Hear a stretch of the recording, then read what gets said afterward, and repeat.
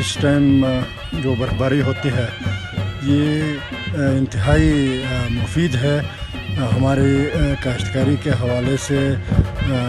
मार्च अप्रैल में जो हम काश्तकारी करते हैं उसके लिए ये बड़ी मुफीद है।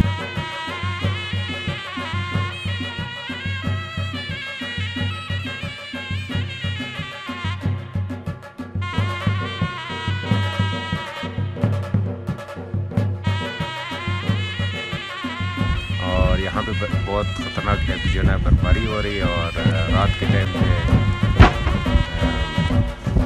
बिजली का मसला होता है। तो दिन के टाइम हम निकलते तो सर्दी से बचने के लिए हम इस तरह की एक्टिविटीज़ करते रहते हैं।